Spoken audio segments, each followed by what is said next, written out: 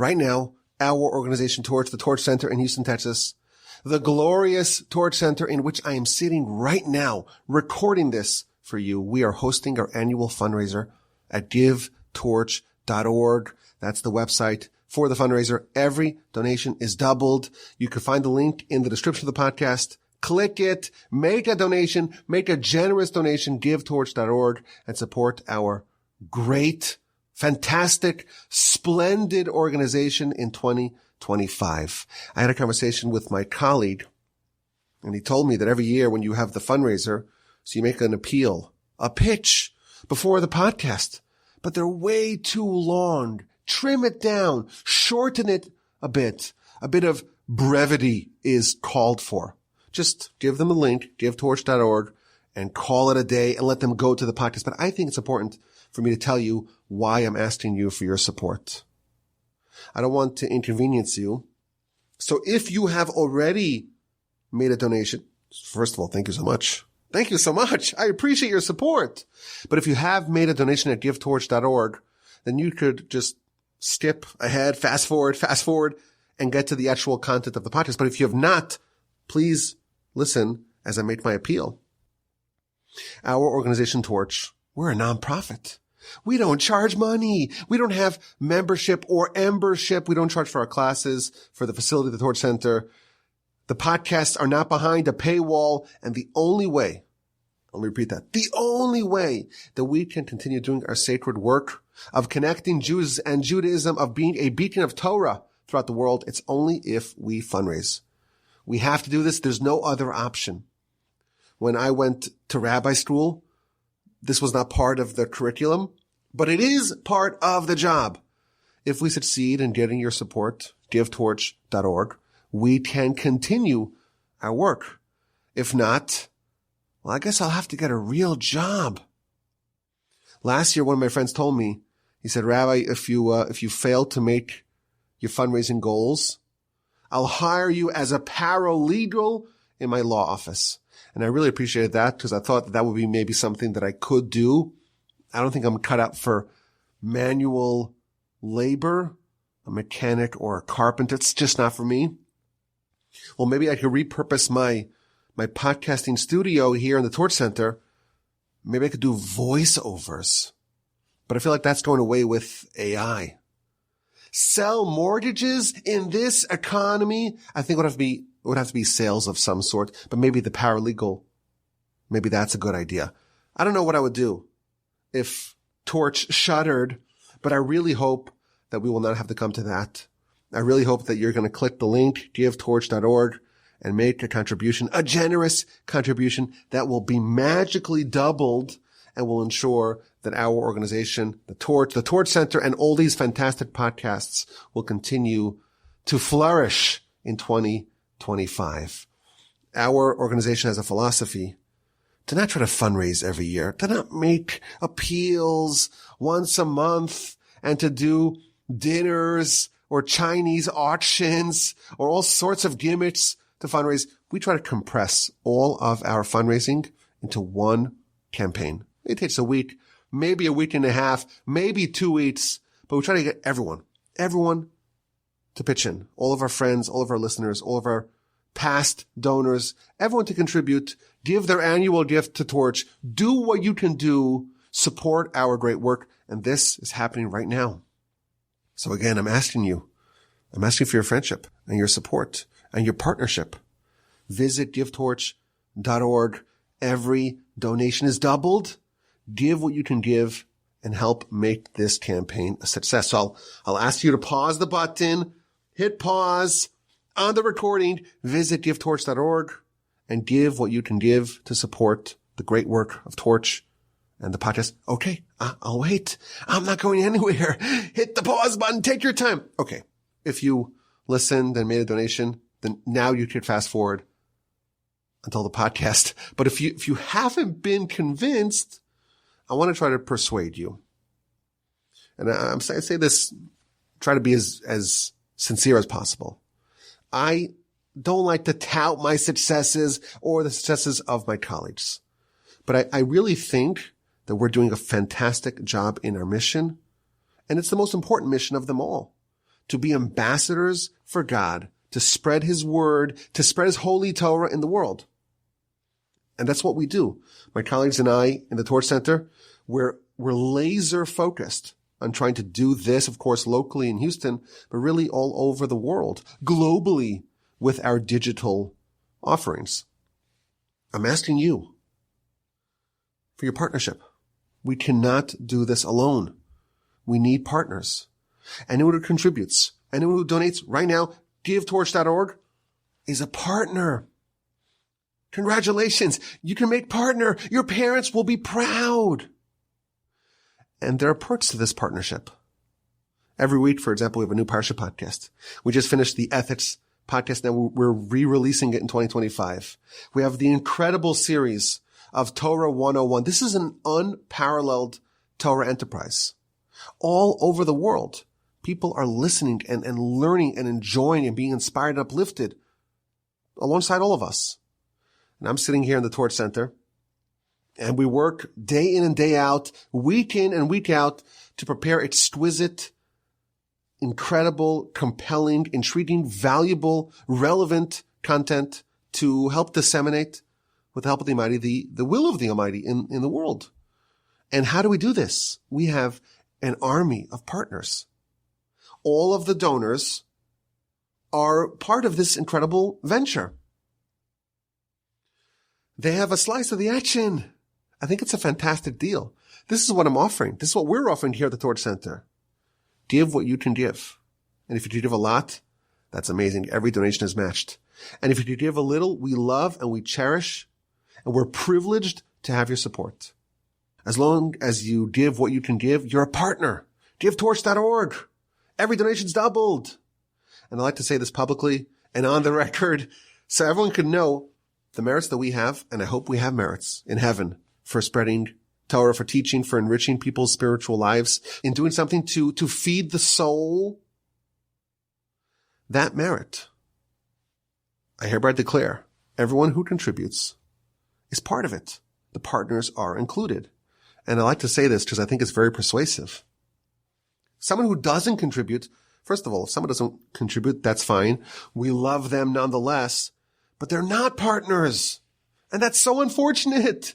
And they wouldn't get the merits. And that's so unfortunate. The Torch Fundraiser, it's at givetorch.org. This is the only annual fundraiser.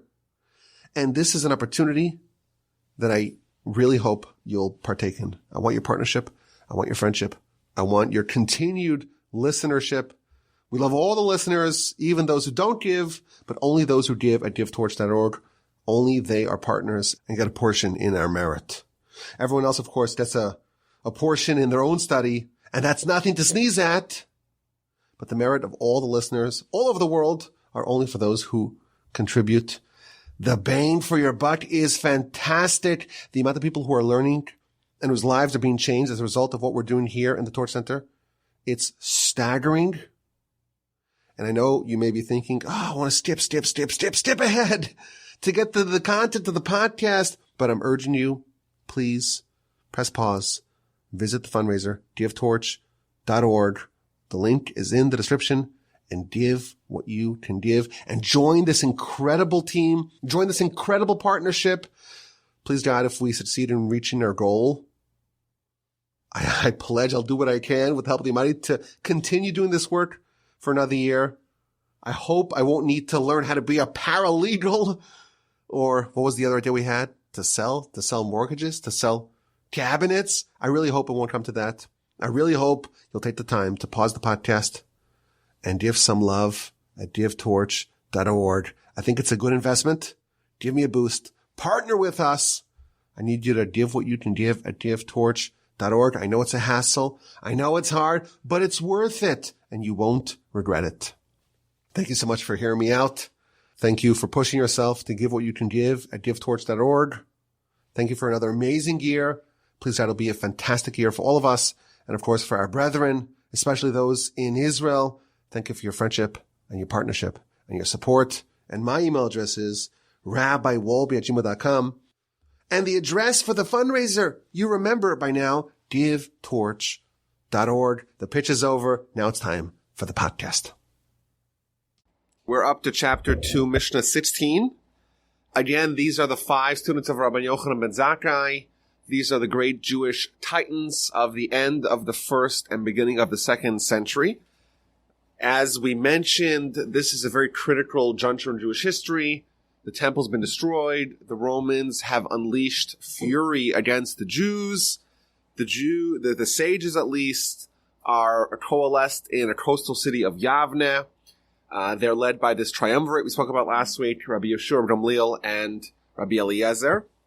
Last week we saw the teaching of Rabbi Eliezer, his very colorful life, his somewhat uneasy interactions with the powers that be in Yavne, namely his brother-in-law, Rabbi Gamliel. Today's character, Rabbi Yehoshua, another very pivotal figure at this time. He is one of the great sages of the Mishnaic era. But also, he is one of the great diplomats and statesmen in Jewish history.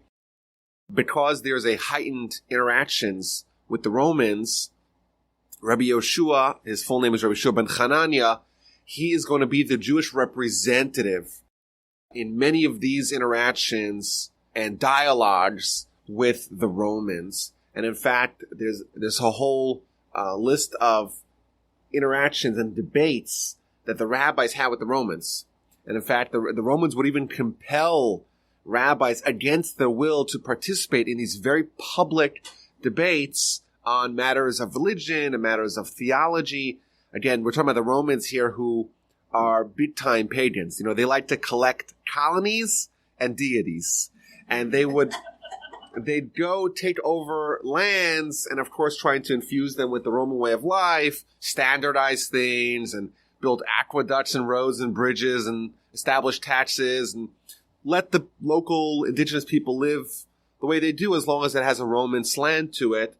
But also they would kind of constantly amass more pagan deities to the official Roman list. In fact, the Roman historian Dio Cassius writes that the Romans had more than 30,000 official Roman gods. And then they meet these people, an ancient people, a very intellectually oriented people obsessed with learning, with knowledge, with ideas.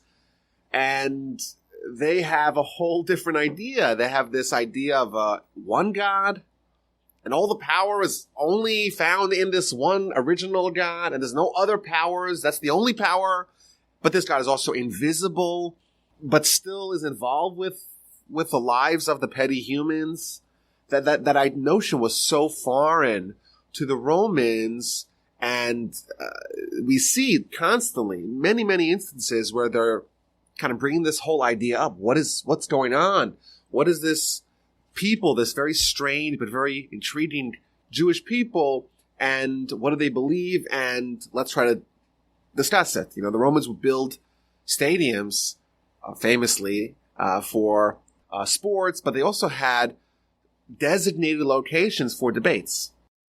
And in fact, the Talmud even says that there was a debate, and amidst the tumult of the debate, there was a stampede and a riot, and people died or trampled to death. It's like almost what you have by the Argentinian soccer games. Someone loses the game, they go crazy, or you win the game. They burn down half of downtown, flip over cars, set things alight. That's what the Romans did when arguing religion. And then they meet these Jewish people with these sages who are just intellectual titans, and they have all these radical, or in their minds, radical ideas, and it's very fascinating.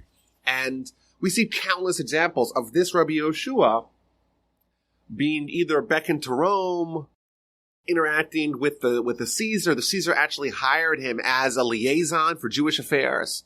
So there's many instances where he's talking with the Caesar's daughter, he's answering the Caesar's questions. All these strange things that they encounter with the Jews, they would quickly call Rabbi Yehoshua and say, okay, why don't you tell us a little bit about what the Jewish slant is on this issue. So just a few examples that I collected. The Talmud in the book of Chagiga tells that Caesar was overseeing a debate between Rabbi Yehoshua ben Hanania, the author of our Mishnah, and some Apikores. Apikores is probably Greek origin, but it means a heretic. And almost invariably, the rabbis would shy away from these kinds of debates. First of all, the stakes were very high. The loser gets executed. Additionally, the odds are stacked against them. You have the only sole moderator of these debates is invested in you losing. So you're almost handcuffed. If you win the debate, then you're going against the will of the Caesar. If you lose the debate, then you lose your head. So which option would you prefer? Pick your poison. So very frequently they would try to avoid it. There's one instance where the rabbi said, well, I couldn't make it to the debate. I'm very old. There was a tree in the way obstructing my path. We see all kinds of excuses. And which is why almost invariably the debates that we do find involve the Caesar. Because if the Caesar says debate, you really have no choice. You can't shirk that option. The Talmud in the book of Chagiga, page 5b, tells us of this very interesting format of the debate. Rabbi Yeshua ben Hanania, the author of our Mishnah, and some Apikoros, unnamed heretic, are having a debate. But what were the rules of the debate? The rules are that it was nonverbal. You couldn't say any words. You only had to use gestures. So one side would say a gesture, and the other side would have to understand what they're trying to they have to interpret what they're trying to convey, and then respond with a gesture. And then it would keep on going back and forth. And then afterwards, the Caesar would debrief, okay, when he did his gesture, what was he saying? And then when you did that, what were you responding? And that's the way it would do it. And the loser gets executed. This was a very esoteric form of debate that was somewhat common in antiquity. Anyhow, so the Talmud tells what happened. So this Apikores, he starts off the debate by turning his head away from Rabbi Yeshua, like this. That was his first gesture. And he responded by lifting his hands. That was the critical part of the debate. So afterwards, the Caesar asked Rabbi Yeshua, okay, what was he saying, and what did you respond? So Rabbi Yeshua tells him, well, he said he turned his head away from me. To say God turned his head away from you, which is an idea we see that, that God could show us favor, or God could turn away from us. He's saying, you guys had your heyday, but now God has turned away from you. You're no longer the chosen people. You no longer have your special role in the world. You guys are on your own. But I stuck up my hands and said, God's always watching us. His hands are always hovering over us to keep an eye on us. That was my response. And then he brings in the heretic, and he asked the heretic, well, what were you saying? He says, I was saying, I turned my head away. To say that God turned his head away from Jewish people. Well, and what did he respond? I don't know what he responded. You don't know what he responded? Summarily executed. Which, of course, would show us why maybe they would be somewhat resistant to engage in debate. I think, in addition, there's this whole area of theological study called comparative religions. In Judaism, we don't like that term, because it shows a certain degree of equivalence between our religion. There's this religion, there's that religion. There's iPhones and there's Androids. They're different, but they're kind of similar. We were very hesitant to do that because we believe that our religion comes from God, and it's real. The prophets are real, and the instructions in the Torah is all real. And the other religions, well, they're not. They're made up. They're hoaxes. And the second we kind of agree to equal playing field, it does, in the eyes of certainly onlookers, it does look like, well, there's this and there's that, and they're both equal. Which is why, and we'll see this actually incidentally in the very next Mishnah, we'll see about the importance of being equipped for having a debate, but not necessarily engaging in debate. You have to know the answer. You don't necessarily have to take on the responsibility of conveying that answer. Just a few more interesting episodes. This is one of my favorite. I was actually on the way here. I was listening to an old podcast that I gave a couple of years back, all about this rabbis and Romans arguing. So if you want to listen to it, it's on the Jewish History podcast. It's episode 15 or something like that, or 13, 14, something like that. It went through a whole bunch of these kinds of arguments. One of them I just was reminded of. The rabbi was asked the question that there was a tornado in town. And sometimes tornadoes are a little bit indiscriminate. They move in unpredictable ways. So what happened in this particular town is that every building was leveled, with the exception of the house of idolatry. That was the only one that survived. So the rabbis asked the question by the Caesar, you see, it works. Obviously, the pagan God is watching out for us. Obviously. Right? Answer it. What are you going to do? Imagine you were forced to answer that on the spot, which is, again, a tactic that was prevalent in these kinds of debates, where it's not necessarily, okay, let's start with a blank slate. I don't know nothing. You don't know nothing. Let's try to find the truth. It wasn't like that. It was, I have my bias. You have your bias. I'm not willing to ever adopt your position, and you need neither mine. But can I get you? Can I pin you in a corner, ask you a gotcha question, and good luck trying to answer it, and maybe you'll sound foolish, and even though if you had more time, maybe you could have come up with a better answer, but it doesn't matter, you lost the debate. So this was the question. What are you going to say? So this great rabbi responded off the cuff with a great answer. He said, suppose you had a king that wants to punish his people. He doesn't go to the graveyard and dig up the people that are already dead and punish them. He only punishes the live people, not the dead people. So the Almighty wanted to punish only the live people. But the house of idolatry, it's so dead. It has no vitality. It's already dead. The Almighty just says, we don't need to punish that. That was his response. There's another very, I think, humorous but also insightful episode the Talmud brings in the book of Titus, page 7a, where Rabbi Yeshua is essentially stationed in Rome. He's in Rome. He's in the palace of the Caesar, and obviously is there an important diplomatic mission for the Jewish people, but he has an interaction with Caesar's daughter. Caesar's daughter asks him a very offensive question. She says to him, well, Talmud begins with an introduction. It says that there's three beverages, there's three drinks that the Torah is compared to. It's compared to milk and to wine and to water. Three drinks. Why these three drinks? Because all these three drinks, they have to be held, they have to be carried in certain kinds of vessels. If you put wine in certain kinds of vessels, the wine will spoil or the milk will spoil, but other vessels, the drinks flourish in, or they do well in. Similarly, Torah is like these drinks because it needs to be in a vessel. Like the person who is the person who's harboring the Torah has to be of a certain kind of character, a certain kind of vessel in order to properly hold the Torah. That's the introduction. And the story goes, so he's talking to the Caesar's daughter, and the Caesar's daughter tells him that if your Torah is so beautiful, how come the vessel that's holding it, i.e. you, is so ugly? That's what she tells Rabbi Yeshua. How come you're so ugly? If Torah is so beautiful, why is it being held in this ugly vessel? So he responds by pointing to the huge barrels in the cellar that this Caesar had. And he says, well, the wine is so important to your dad, but look at these ugly, rotting, moldy, wormy barrels that it's kept in. If the wine is so important, why is it being kept in these disgusting barrels? And she says, you're right.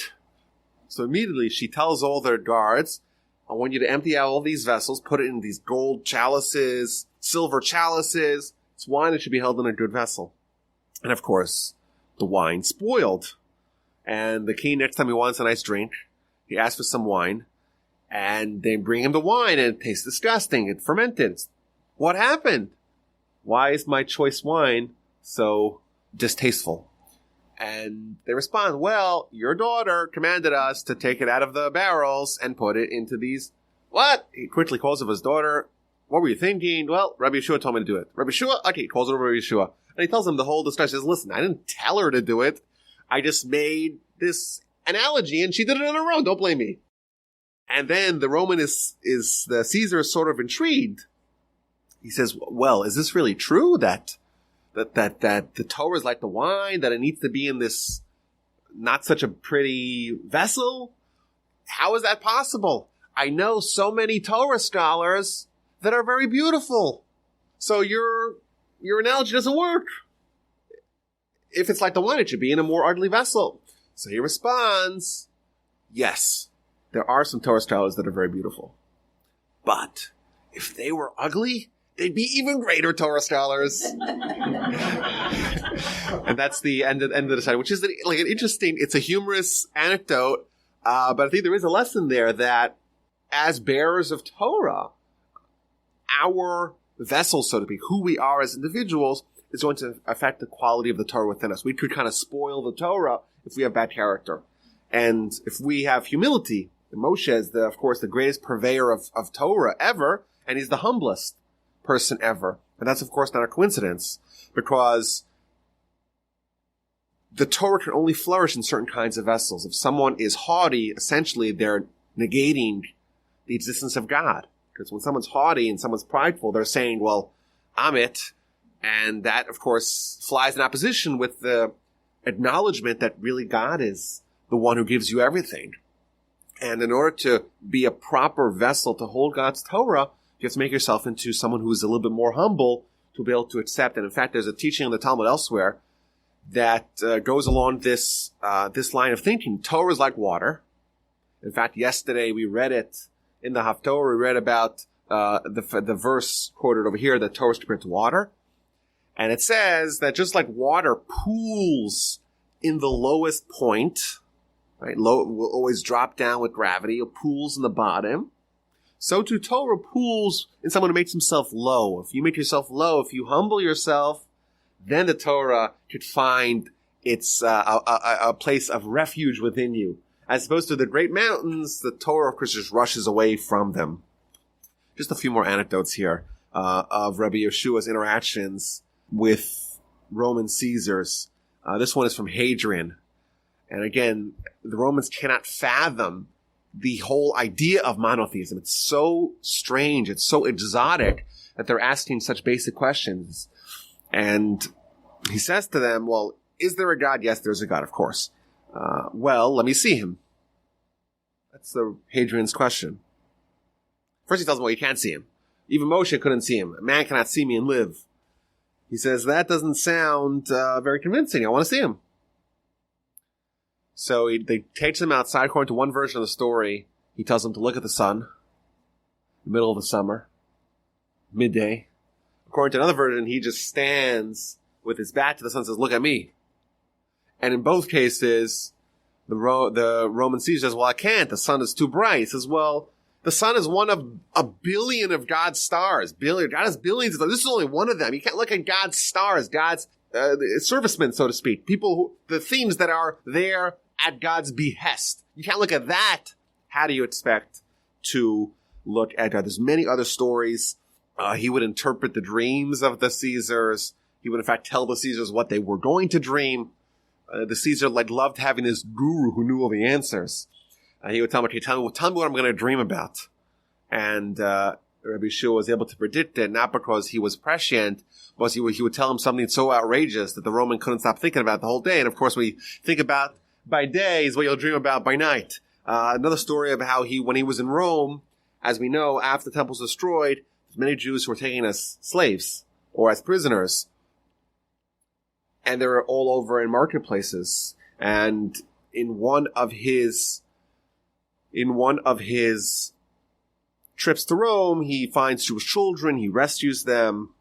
He has a clever quip about Shabbos. The Roman wants to know, why does the Jewish food smell so good on Shabbos? Why is there such a wafting aroma for the Shabbos food? He tells them, well, there's a special spice that we have that we can't share with you. What do you mean you can't share the spice with me? You better share it with me or else I kill you. He says, well, the spice is called Shabbos. And if you observe Shabbos, then you have the spice. If you don't observe Shabbos, you don't have the spice. You can't possibly have it. Again, there's many, many other stories here about great Rabbi Yeshua, a very humble character, great Torah scholar, one of the giants of the time, a standout statesman and diplomat. Incidentally, someone who also had a run-in with Rabbi Gamliel. Remember last week we talked about Rabbi Gamliel and Rabbi Eliezer? There was two more episodes where Rabbi Gamliel acted, maybe it could have been interpreted as he acted disrespectfully towards Rabbi Yeshua. There's one episode where there was a question about which day was Rosh Chodesh. Because we know the Jewish calendar, it runs on a lunar month, but a solar year, which is creates all kinds of confusion. We know that the calendar that's used in the world today, the Gregorian calendar, was only adopted in the 1600s, but then half the world was still using the Julian calendar. So there's 150 years where half the world there's different dates. It's huge confusion. They skipped 20 days also in the middle of the 1600s. They just skipped because they had to adapt, But thousands of years ago, the Jews already figured it out. We're still using the same calendar because we actually figured it out. But anyhow, the crux of the matter is that Jewish months are either 29 days long or 30 days long, because the lunar month is roughly 29 and a half days, slightly more, 29 and a half days, plus 44 minutes, plus a little bit more than 3 seconds, but not too much more, 3.3 or so, which is, by the way, a figure from the Talmud. It's not mine. The Talmud actually says this, which again shows the incredible scientific knowledge and astronomical knowledge that they knew with respect to halacha. They will argue that this is not something they made up. It came from Moshe at Sinai, which came from God. And of course, they knew it 2,000 years before NASA figured it out, of course. Anyhow, as an aside. But the way it worked is that every month could either skew longer or would skew shorter, either 29 days or 30 days. And which method would they use to determine which one it was, 29 days or 30 days? It was based upon witnesses, even though they could have figured it out based upon the calculation. But the halacha is, the Torah tells us that you should follow witnesses. Witnesses come to Jerusalem, they say they saw the new moon, because we know the crescent of a waxing moon, it begins as a small sliver on one side, and the waning moon is a small sliver on the other side. And of course, the full moon is like we have today. Today's the middle of the month. Full moon that's in the middle of the month. Then it kind of moves in the opposite direction. And then at the end of the month, there's a few days where there is no moon. You can't see a moon. And then it begins, you see a new waxing moon. So when the witnesses come, we saw the new moon, they come to Jerusalem, we testify, and we mark that day as the first day of the month. But there was an instance where the month of Tishrei, which is the month we're about to begin, the month of Tishrei, there was a debate in the court. Were these people reliable or were they not reliable? And Rabbi Gamliel accepted their testimony, and therefore he had Rosh Chodesh on day 30, which means the previous month was 29 days. Rabbi Yeshua disagreed. He says, no. Their testimony is invalid. Day 30 is not the first day of the next month. It's the last day of the previous month. And therefore, day 31 is the first day of the next month. You can see how that could possibly happen. Do we believe the witnesses or do we not believe the witnesses? But, of course, if there's a day discrepancy, then Yom Kippur, according to Rabbi Gamliel, will be 10 days after the first day of the month. And according to Rabbi Shua, the following day. So which one is it? And again, there is a risk for a schism. If you have half the Jews following this day Yom Kippur and half the Jews following that day Yom Kippur, you don't have Yom Kippur. And once you don't have Yom Kippur, you don't have anything. You don't have any... Is there the final authority given to the court? So he commands Rabbi Yeshua, he commands him, I command you to show up to my house on the day that you think is Yom Kippur, which I think is the day after my day of Yom Kippur. Command you to show up with your staff, with your money pouch, i.e. desecrate Yom Kippur, and show that you're accepting the ruling of the Sanhedrin. And he was very distraught, but ultimately he showed up and he said, okay, I'm here. And when he walks in the room, Rabbi Gamliel stands up and kisses him on his forehead. Welcome, my teacher, my student. You're my teacher because you're a great Torah scholar, but you're my student because you adopted my ruling. And then there was a second episode with Rabbi Yeshua. This time, it was a question about what his position was, and he refused to say. And then Rabbi Gamliel made him stand the whole lecture, and the assembly at Yavne, they thought, well, that seems a little excessive. They deposed Rabbi Gamliel, and they hired someone to replace him as the Nasi. and eventually he was reinstated after he asked forgiveness from Rabbi Yeshua. And incidentally, we got an interesting story about that. The Talmud says that he came to visit his house. Rabbi Gamliel is the richest person in the Jewish people. He's the prince. And he goes to visit Rabbi Yeshua to ask forgiveness. And he sees his house. His house is all black. It's covered with tar, with mud. He couldn't believe that someone's living like this in such squalor. Which, again, shows us a little bit of his character. Someone who is just dedicated to Torah, is suffering with grinding poverty, but no one knew about it. He only discovered it once they came to visit him. A very positive, very cheerful, very capable, very admirable, great Torah sage Rabbi Yeshua, one of the great heroes of Jewish history. And he teaches us a very short Mishnah, which we can read in one sentence. Rabbi Yeshua Omer, Rabbi Yeshua says, Ayin hara, v'yetzer hara, v'sinas habrios, three things: an evil eye, the evil inclination, and hatred of other people, motziin es ha'adam min ha'olam. They remove a person from the world. They extract someone from the world. Now, this particular terminology appears elsewhere in Pirkei Avos. So if you turn to, for example, chapter 3, Mishnah 14, late sleeping of the morning, wine drinking of midday, chatter of children, sitting in places of assembly of the unlearned, and the same line, the same refrain, motziin es ha'adam min ha'olam, remove a person from the world. And a third time, this is chapter 4, Mishnah 28. Rabbi Elazar says, Hakina, envy, jealousy, vehataiva, and lust, vehakavod, motziin es ha'adam min ha'olam, remove a person from the world. So what does this mean, this idea that these three things, or these 8 things, remove a person from, what does it mean, remove a person from? It seems kind of a very strange idea. We know that we spoke about a evil eye. It's being envious of someone else. It's not being content with what you have. It's being upset with what someone else has. It's being desirous of what someone else has. Yetzer hara, that's the evil inclination. That's the lust. That's the desire for sin. And hating other people, that is when someone is not able to see other people. They want all the honor for themselves and not for other people. But what is this idea that these things take someone out of the world? They remove someone from the world. So the most common accepted interpretation is that there's certain parameters of society. There's certain kind of ground rules. To be a functioning member of society, you have to be within a certain realm, within a certain parameters, within certain limitations of behavior.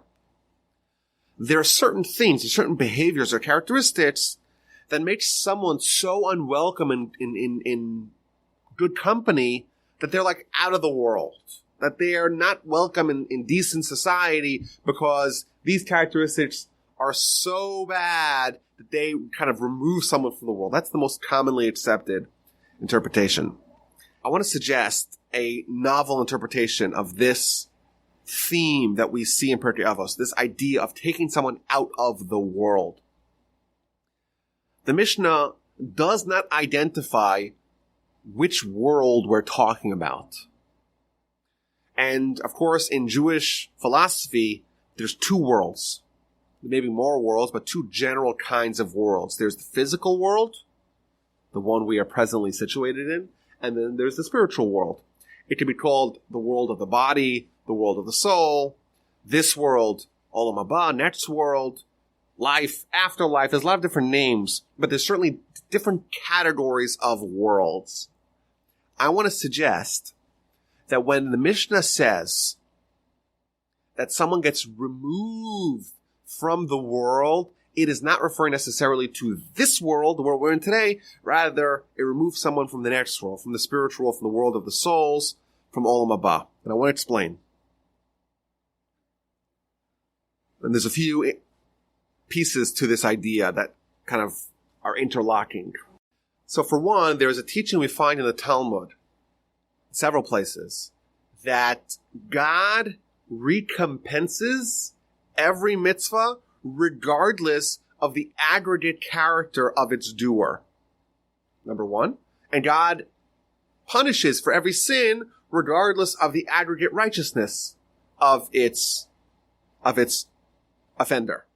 So you have someone who is the most wicked person that you could possibly fathom. They do one mitzvah. For us, that might not register. They're so bad, they're evil, they're a murderer, they're a terrible person. And that mitzvah won't register. It's like, it's so insignificant compared to who they are, who their identity is. Talmud tells us, no, the mind doesn't work like that. Even someone who's the worst sin in the world, their mitzvahs they also matter and they also get rewarded. Number one. On the flip side, someone can be very righteous. They're so righteous, they're such good character, great Torah scholar, does everything that's right. But they do one sin or 10 sins or whatever. They do a small amount of sins. For us, well, we just see things in kind of black and white. They're so righteous. Let's ignore that. God doesn't ignore things.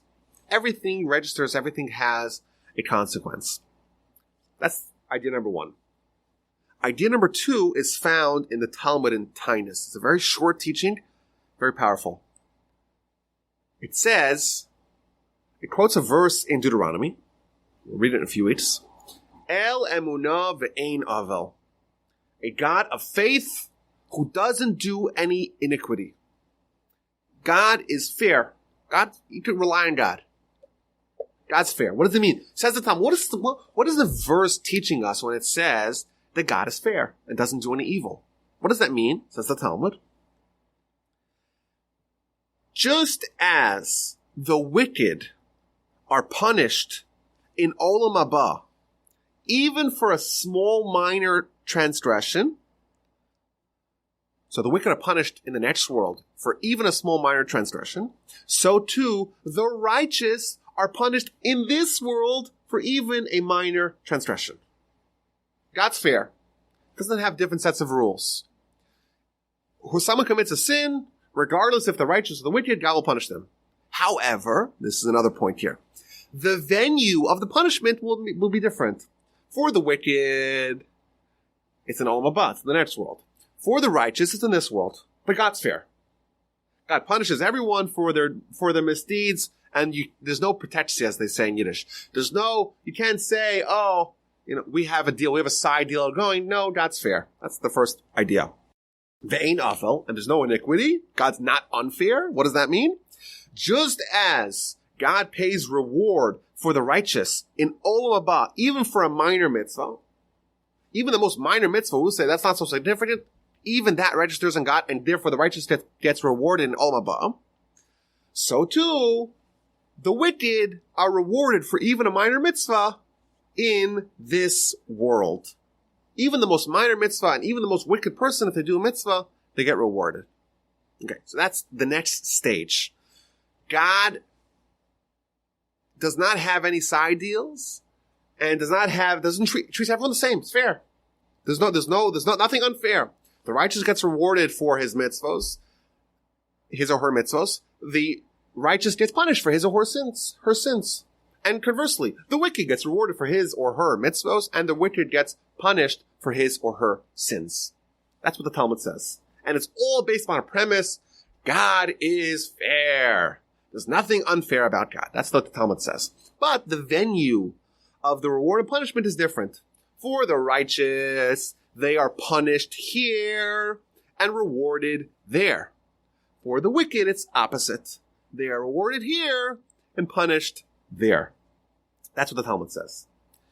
And I think that there's an obvious fundamental question on this teaching of the Talmud. The whole premise of the Talmud is that, again, based upon a verse, God is fair. There's no skullduggery, there's no chicanery, there's nothing. Everything's fair. God rewards and punishes everyone fairly. But the description of the reward and punishment indicates a lack of fairness. Why? Because the Talmud is very clear that the most minor measure of reward in Olam Haba exceeds the most vast, the grandest reward in this world. And therefore, suppose you have a righteous person and a wicked person. Both do the same mitzvah. Same exact mitzvah. According to the Talmud, God's fair, right? Both of them are rewarded. But the Talmud itself acknowledges that the reward of the righteous is in Olam Haba, and the reward of the wicked is here. And therefore, necessarily, by the Talmud's own standards of measurement, the reward of the righteous is greater for the same exact deed than the reward of the wicked. Because the wicked is rewarded here. He's paid in pesos.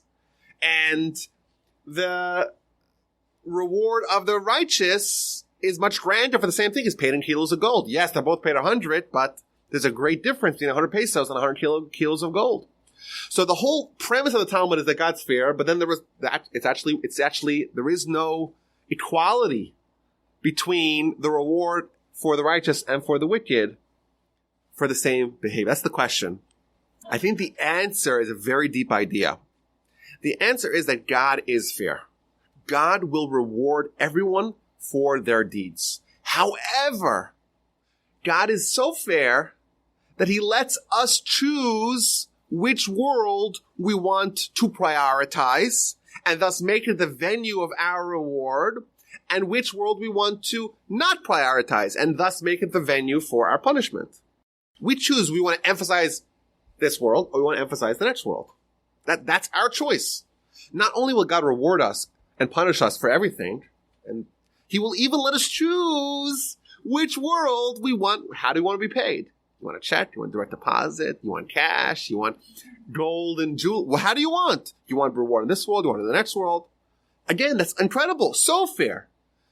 And the wicked is someone who is, through their behavior, through their actions, saying, demonstrating, exhibiting, I want to be paid in terra firma dollars. And the righteous is saying, I want to be paid in spiritual dollars. And therefore, God is fair and says, okay, I will pay each one in accordance with what they desire. Similarly with the punishment. All that is part of the fairness of God. The reason why the righteous is because they're demonstrating they want to prioritize the spiritual world. Okay, God's fair. I'll give you a reward there. The wicked, the reason why they're wicked is because they are ignoring the spiritual world. They want to be paid here. God's fair. God will give them the payment over here. So that's the structure of the way I understand this particular piece of Talmud. Let's translate that to what Rabbi Yeshua is saying. Rabbi Yeshua is saying there are certain behaviors, certain attitudes that will take someone out of the world. According to our understanding of how this breaks down eschatologically, there are certain areas where a person needs to choose which world they're prioritizing. And in essence, when they choose to prioritize this world, then they're in effect telling God, my reward, I want it here. I'll deal with the punishment later. That's what they're telling God. Conversely, there are instances where someone has the opportunity to go the opposite, to show God, you know what, I prioritize the next world. Let my reward be delivered to me there. What's he saying here? Let's look at these three things that Rabbi Yeshua is saying. Ayin hara, the evil eye. What does that mean? It means a person says, what that guy has here, I want. And it hurts me to see him having such a big house, such a nice fancy car, such a whatever. But it's something that they have here that it's hard for me to see. My eyes hurt, so to speak, seeing how much they have here. What message does that send vis-a-vis the priorities of the worlds? They're saying, I'm so consumed with envy. I'm so covetous of what they have here. In effect, I'm telling God, this matters. I want to be rewarded here. Well, if you do that, you're choosing. You're choosing which world you want to be paid in. And by choosing to be paid in one world, in effect, you're saying, I want this world, but not that world. Similarly, Yetzer Hara, evil inclination, that's a general term for someone seeking physical pleasure. The underpinnings of the Yetzer Hara is it's the force that makes someone pursue physical, even carnal pleasures and to ignore the spiritual realm. That's what the Yetzer Hara does. So in effect, if someone follows the guidance of the Yetzer Hara, again, they're choosing, I want pleasure reward here. And they don't realize, says Rabbi Yeshua, what they're telling God. They're telling God, I want to be paid in pesos. I don't want to have the reward waiting for me in Olam Haba. And God's fair. God will listen to whatever they say. It's fair. And by doing that, they remove themselves from the next world. And similarly, someone hates other people. Well, why would someone hate other people? Hatred of others underlies a certain degree of competition. It's like, I'm so hateful of their success. It bothers me. It eats me up to see them flourish and to see them having everything so well for them. It eats me up inside and I hate them. All the honor should be mine. It bothers me so much that they have theirs. In effect, that too, says Rabbi Yeshua, that really is someone indicating that their preference of the world, that they want to have their mitzvos, the minor mitzvos, the major mitzvos, they want to have that recompensed, is this one. And therefore, these characteristics remove someone from the world, not from this world, but from next world. Because when they get up there, and they say, wait a minute, I did tons of mitzvos. I have a whole list. There's 1 million mitzvos here. And their behavior may unfortunately indicate that they don't want to have it all saved there. They want to have it exhausted here. And if it's exhausted here, to the degree that you get paid, you're paid. If the invoice was paid, you can't charge twice. God's fair after all. Again, this is probably a hard thing for us to be comfortable with because this is pole position. This has priority. Like, we start off life in the whole. We start off life, this is the only world that we see and the only world we interact with. You only have a sensory interaction with this world.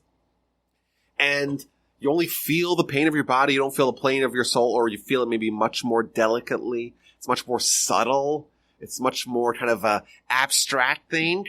And I would argue that what Torah really is, the objective of Torah is to kind of orient our priorities and preferences and kind of balance the scale, at least, between how we're existing as a soul and how we're prioritizing our life and our identity as a soul, and to bring that at least on par or to amplify that vis-a-vis our soul. And I think this is a powerful idea. If you kind of take this construct of how our behavior and how our priorities, they influence the worldview that we're constructing for ourselves. And here he's telling us the consequences of that. And it makes a lot of sense. God's fair. And if we tell him we want to be paid in pesos, he's fair and he'll oblige, very much to our own detriment, because we don't want to be taken out of that world. But that's, I think, maybe one way to understand this Mishnah of Rabbi Yeshua. These are themes that take us out of the world because they demonstrate that we are choosing, we're preferring, we're opting, we're optimizing for this world, for the earthly world, in opposition to the spiritual world.